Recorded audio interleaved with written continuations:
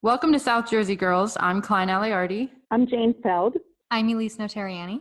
And I'm Marianne Aliardi. And today we have an interview that Elyse recorded earlier with celebrity chef and Camden native Aaron McCargo Jr. It was so much fun. We had the best time. And it's been so cool because I've been listening to a lot of food podcasts and reading a whole bunch of food media. And all of these great interviewers are interviewing these celebrity chefs. And I felt like one of them just for a minute. Yes. Now you are too. Who are you normally listening to? I'm recently really into Salt and Spine, which interviews cookbook writers. And then I've got Gastropod, which looks at food through the lens of science and history. And then I think it's Homemade. And it's all about like celebrity chefs and how they do home cooking. You know, I watched, that cooking show that Amy Schumer has with her husband. Wait, you don't know about this? Rewind on this. Amy Schumer and her husband started a show in quarantine. It's called Amy Schumer Learns to Cook. I love that. They made grilled cheese using mozzarella cheese, which I've never had that before. And they kind of acted like that's what they do. I have a grilled cheese theory. I learned this through my friends because I have a couple friends who are from the West Coast, and then I have another friend who's from Jersey. And me and the girl from Jersey grew up with diners. So our grilled cheese is like American cheese on white bread. And then my friends who are from California, their grilled cheese is like brie and like sun-dried tomatoes. It's like super fancy on like sourdough. They're mistaken. All these. Yeah, well, that's what I said. We didn't have fancy grilled cheese in Scranton either. Yeah, no. So I think it depends what coast you're on. Like that's, and probably if you're a chef or not. You know what Amy Schumer did too? She put butter on both sides of both pieces of bread. Oh, I do that. So you have butter touching the cheese? Yes. I've never heard of that before. Never heard of it. I also grew up in a household where my mom, I would catch her just like eating like sticks of butter, not eating the whole stick, but she like cut a little sliver off when she was cooking. Oh, wow. I don't know. I don't think it's that bad still. I cook with probably way too much butter still. Yeah. Makes things taste better. I think Yeah. so. So I really hope you guys don't hear my stomach growling because I can hear it and this conversation's not helping. Yeah, no, not at all. Do you guys have any like weird food combinations where people put like hot sauce on Doritos or something and eat it? How about potato chips and mustard? Yeah, that's it. So good. Okay. So good. As well as like noodles and mustard. Yum. That's disgusting. You don't know what you're missing till you try it. I'll dip anything in applesauce or mashed potatoes. Oh, yeah. Well, had you ever dipped mashed potatoes in applesauce? That's good. Oh, but I should try that. You should. It's really good. That is a union that should be made. I'll keep that in mind. Oh, Elise, did you ever put applesauce on bread and butter? No, that's Oh my God. It is delicious. I'm telling you. Really, I haven't been thinking big enough. Yeah. You need to talk to an expert if you want to know what to do with applesauce. Who raised you? Yeah, you know who. All right, Jayne. New topic you can get excited about. Feta. Anything's better with feta. That sounds pretty normal. Yeah, like what would you mix with feta that would be a weird combination? Peanut butter and feta sandwich. Oh, yeah. Are you that's serious? Nice. I mean, it's kind of like one of those mistakes because that was what was in my house, but it tasted good. I would call that a mistake. Wow. I'm impressed. I think that answer wins. I cannot top that. I don't even know. Do you think we should take a survey on who amongst us cooks? Or should we say who amongst us does not cook? Ever or Define at does all? not cook. It's a very, because like I don't cook a lot. I would like to. Okay, so the question then is who amongst us has no interest in cooking? And that would be me. I feel that I'm at a disadvantage because I only had one parent in my household that did cook. The other parent would either take us out to dinner or make like mac and cheese and a casserole. Or breakfast for dinner. Is there anything wrong with breakfast for dinner? But it sounds funny that you're saying you're at a disadvantage because in my generation, only the moms cook. Right. Yes. And I grew up the complete opposite. Yes. I was anti that whole way of thinking. See, if it helps though, my mom was a great cook, or still is a great cook, but she would never let any of us into the kitchen because she had a million kids and that was just too many people to have when she's trying to feed us all. So I didn't learn from her at all. We just had good food. Did you guys have like pressure from moms to bake everything at home and stuff? Oh, like mom Yeah. guilt Yeah. over what you get. Oh, absolutely. I think not having dinner on the table for your children every night is definitely something that people think a bad mom does. And so if you do that, like Absolutely. me, especially when you guys would have cereal for dinner a lot. And, you know, I thought if anyone finds this out, they're all going to know how terrible of a mom I am. That's so Yeah. sad though, that people will see whether you're think whether you're a good mom Oh, based on, no, not that you're eating cereal for dinner. yeah. I was like, I was Yeah. pretty happy. Yeah. No, it's sad to think that people will judge you as a parent based on, I don't know that my parents cared after a certain point, because I have 5 siblings. So I was after gonna say. 6 kids, it's like if Yeah. they come home alive at the end of the night, my parents always say, we have so many kids, we can afford to lose one. So like really they were on the up and up. Yeah. Yeah. And it didn't, I feel more like everyone's pressure aware. on myself Yeah. to make sure that they eat vegetables. I didn't do that. I'm 26. I don't think I've had a vegetable in like 2 days. I'm 56 and I don't think I have either. So guess where you got that Great. from. Yeah. You know, another thing related to food that people judge you on is the snacks that you would bring to the soccer game. There were some moms that went all out and I thought this is The ridiculous. donuts and pretzels. Yeah. And Why would you bring donuts? It's a sport. For like a sugar rush. My feeling was, look, the game's over. If you want your kid to have a snack, go take them home and let them have a snack. I don't need to provide 13 kids with a snack. For moms, like, you have enough to do. Why are you making me go to the store to buy all these snacks for all these kids when you could just get your kid a snack if they want one?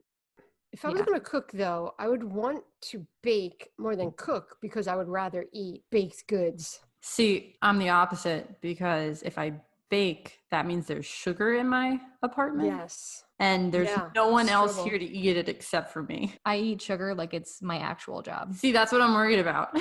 I'm currently sitting around 5 separate mini candy wrappers, which I ate before we started. I think sugar affects my mood. And while I still eat it, I really try. I call sugar the devil. Yeah, but I feel like you've cut out gluten more than. Oh, I you cut have. I don't know. That My is kids, every correct. time I try to do like chickpea pasta or pull one on them, they always know. I've probably been gluten-free for about 1.5 years. But I'm not, like, when I go to a restaurant, I won't say, if they say, does anyone have any dietary restrictions? I don't say anything because I don't have a gluten allergy. I won't get really, really sick. And every now and then when I'm at a restaurant, I do have pancakes. I love pancakes. And I don't, at this point, I don't get any kind of reaction to it. But the reason I started was I couldn't wear any of my rings. Like, they didn't fit on my fingers. And my fingers hurt. And I was about to make an appointment with a doctor. And someone said, stop eating gluten. And I tried it. And in 2 weeks, it got better. In 2 months, the pain in my fingers went from like an 8 to a 0. And my rings, no problem at all, on and off. And I'm getting to that point with sugar where I'm seeing how sugar makes me feel just like blah.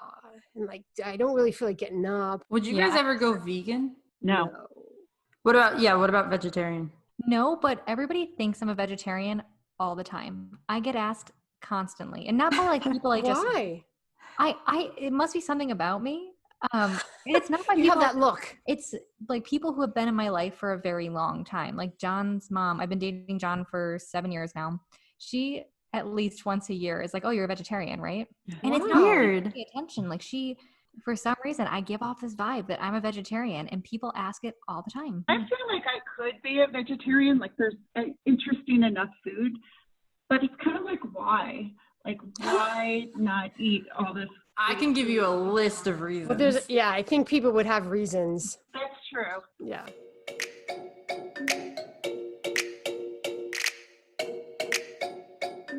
So with us today is Chef Aaron McCargo Jr., the Camden native who took over Food Network as a season 4 winner of Food Network Star and host of Big Daddy's House. So how are you today, Aaron? I'm great. Feeling real good. Good. Even in quarantine? Yeah, even in quarantine, yes. This will give me a chance to create new recipes, talk to my fans and family. How has it been seeing so many people start to get into it in ways that we really haven't had time for before quarantine? It's been amazing because a lot of folks you would think that they would go for the comfort food, like the junk food. I haven't heard a lot of comments about junk food. It's like, hey, I want to make a hearty meal for my family. Of course, I'm always talking about how you can save a buck because right now, whether your dollars is tight or not, you're still feeding maybe the same amount of people, but more meals per day because of everyone being home. As far as for the cooking industry and food, I really do feel some kind of way for the restaurant owners because I was one, and I know that it's been a heavy hit. And that's something when you're a mom and pop shop and you put your sweat and tears and equity into your business and you've been going strong and the economy was going good and people were supporting, and then boom, the doors are shut and it's hard to bounce back. I know how it is to close a restaurant and what goes to waste, and the labor is gone because you got to lay these people off, and that hurts you more than anything. So now that the ban is lifted somewhat in Jersey, I'm super excited. I always say practice safe distancing, go out, get takeout if you're not really safe and sure about going indoors. If you can eat outdoors, let's get these restaurants back open and get them to get these employees back to working, and people can start putting food on their tables and earning a paycheck. So you've been coming up with new recipes, you said. What are some of the things you've been playing around with? Well, I have the sauce and the spice, which is two products that I've been introducing to the world at large. And pretty much this is something I've been showing folks who are novice to cooking or pros or just want to get in and add flavor to have consistent food. So both of these products available on my website, aaronmccargo.com. And I've been just doing Facebook videos and YouTube videos showing them how to use both of these products, and whether you want to make homemade marinara sauce or pesto sauce, or you want to do a pasta salad or roasted chicken or salmon. And how did you get started cooking? Whew, I always love food. I was a greedy kid, and I'm not ashamed to say it. I love eating anything that wasn't moving. If it moved, I'd still try it. So my mother and father were always cooking in the home. They weren't like chefs or anything like that. So I don't have grandparents that passed down recipes. I just had two parents in the kitchen on. They had 6 mouths to feed, and they had to do it immediately or it was going to be a riot. And so you grew up in Camden. How did Yes. that shape your cooking style? Wow. Well, it gave me a lot of boldness. I got to say that it shaped me a lot as far as my cooking because it allowed me to own what I wanted to do and how I wanted to do it. And the folks around me supported me. So it was tough. I got to be honest with you, because of being raised in Camden, cooking not being popular in the 80s. I was constantly being bullied, constantly being picked on. And here I am now today because I still cook with that boldness. I still cook with that flavor. I still break all the rules of cooking, like you don't put cheese with fish. Yes, you do in my world. So what is the Camden food scene like? I know we always have a discussion about where to find the best cheesesteak around Philadelphia, and Right. we always say Camden. Yeah, and and that's a funny thing because besides, we got a lot of ethnic food. So we got a lot of Puerto Rican food. We have a lot of Asian food. And these Asian restaurants aren't just your run-of-the-mill corner Asian stores, but they've been consistent and been around since I was a kid. The same owners, the same people. We have a place called Slice New York. He's been around from way back, and it's just really good pizza. Of course, Donkey's, which is, worldwide, popular name and staple of Camden. But we have our soul food joints like Corinne's. We have a lot of these places that folks from all over the world in the country have probably heard of and came to Camden to see for themselves. And I also like to include the fact that we have a lot of just mom and pop owned stores, the bodegas that do great food. So we are looking to grow the food scene. And that's one of my missions in life, is to be able to go back to Camden and really create a restaurant row and really create a food scene that is broad and very refreshed. And so I know a big discussion in food media right now has been diversity and representation. And you're known for saying that you've wanted to work on, cooking channels that feature minority chefs. How has that conversation been for you recently? It's all over the place, but I think it's still a hit and miss conversation. I think a lot of folks are choosing their battles. A lot of us are still walking on thin ice because the diversity thing has hit everyone like a atomic bomb. And a lot of folks are still trying to figure it out. And I think that in the culinary world, there's still a lot of space for a lot of, different nationalities to be on a TV front, to have a platform on some of these major cooking networks and change it up a little bit, because there's so much talent. When you think about a Black man or Black female or anybody of complexion holding their own show because they're cooking from their experiences and their nationality, what's wrong with that? It's okay. People want change, and people want, let's give everybody a fair opportunity and a fair chance to display their talents, and let the viewers, let the people at large be the judge. Let's not just count them out because of their color or their race or where they're from. And we can see that, immediately when you started gaining success, you also were looking for ways to give back. Tell us a little bit about your Play to Win organization. Oh, my baby. Look at you. You just want to see me blush. Yes, yes. Play to Win. That's my baby. It started in 2009. And it's funny because I was sitting there, I'm very spiritual, and I was sitting there talking to God, and I'm like, I don't know what to do. And at that time, before doing Next Food Network Star, my son had ran away. He was involved in the street activities and gangs and things of that nature that was crushing me. And I didn't know what to do. And I said, I feel like I'm a good father, and I don't want anyone else to have to deal with this, because I know there's a lot of great parents out there, but the streets can snatch up your kids in seconds, right before your eyes, no matter how good you are, no matter how tight you have them. I said, if there's anything I can do, I want to keep other guys and young men from being caught up in the same thing. And so Play to Win was born, and I was able to connect with some of the schools in Camden and recruit some young men to just mentor them on a level of, hey, if you don't rap, you don't sing, you don't do the things that's in your surroundings, think outside the box and let me help you get there. What do you really love to do? And that's what I love about Play to Win, is being able to be a part of these men's lives and really encourage them, keep them off the street, and let them know that there's something more than what you see in your surroundings, and let me help you get there. You are teaming up later this month with Oaks Integrated Care to do a cooking class for their Come Together Week to fight hunger. How did you get involved with this? When I got the email, like, hey, are you interested in helping us like shut this show down and make it big? And I'm like, okay, so let's try it. Let's do it. So this right here was just an opportunity for me to talk about the food, but also how do we end the hunger situation? You know, I know what it was when I was raised. I know it was tough for my parents. Having food. My dad was a hard worker. My mom was a stay-at-home mom, you know, watching us and teaching us and things of that nature. But when it came down to time to eat, it was tough on a lot of days. And we never had to starve. We never had to go without. But it wasn't like you had a pickings. You know, it wasn't like here's a a la carte menu, go for it. It was really being creative, learning how to use what we have and making a meal that kept us healthy, kept us strong for another day. I want to help folks see the value of what they have and how they can use it and how they can make a great dish. And to dig in their pantry and say, I got this for $15.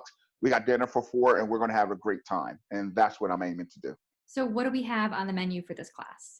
Ooh, I can't tell you. Why not? It's a secret because I want people to be excited. And I did plan a cocktail too. So it's going to be a really crazy, unique spin. I will tell you this, on a sangria, hopefully. See, I personally am in the camp that I should never cook without a glass of wine in my hand. Okay. I'm definitely going to be at your cooking class. It's too bad that you can't tell me what we're cooking ahead of time. Well, this is the problem. See, when I was writing the menu up, my daughter's like, Dad, do something basic that they're all going to love. Do something that the kids are going to love, the parents are going to love, and it's easy. So we have this dish called the Lucky Lunch. And it's called Lucky Lunch because I made it for my nephews and my kids one day. And my nephew's like, this is the luckiest they ever having lunch. So I'm like, okay, well, Lucky Lunch. But then there's so many other things. Like, it would be easier if you tell me what you have a taste for. I'm all about carbs, like a good made sauce that I can put on a good pasta. Got you. Well, that's the Lucky Lunch then. So we got it. Lucky Lunch is going to be it. Lucky Lunch is sangria. See, I knew it out of you. I knew it. Hey, you didn't even have to twist my arm.